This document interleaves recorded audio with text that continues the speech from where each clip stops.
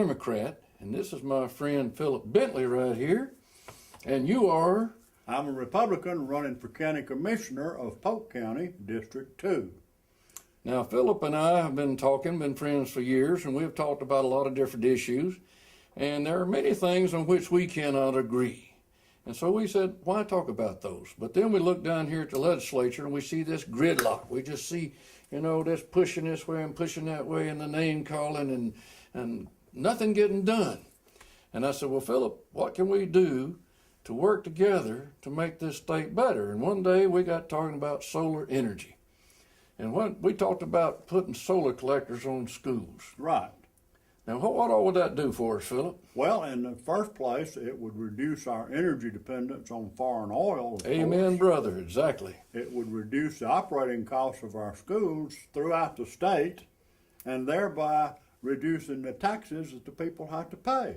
And what we have found out is that I used to think it was a 10 or 12 year payout, but we looked at a factory up here in Blue Ridge, Georgia that has a 4-year payout. After 4 years, they'll be making hundreds of thousands of dollars a year that could go back into the school system. I think this is something that would really help schools. You know what, during the summer, Philip, Georgia Power has what they call peak needs. Right. And that peak needs means that when everybody turns their air conditioning on, power goes way up, so they have to build extra generating plants to take care of that peak need. Mm-hmm. What about schools? Schools are closed in the summer, right? That's right. So that power could be sold back to Georgia Power, and they would not have to be building this nuclear plant and charging us 15 years worth of money. We're going to have to pay bills for 15 years before this thing comes online. Exactly. But if we had this one simple solution right here, it'd be great. You know what's going on down in Dublin, Georgia? No? They are building a $30 million German solar collector factory. Now, why the heck can't we build that in North Georgia? I see no reason whatsoever, Mike. We've definitely got the need for the jobs. We've got the people to do the jobs. All it takes is somebody in government with enough incentive to push things like these and to think of things like these. Exactly, because it will take some leadership, and I think that's what we're lacking right now is leadership.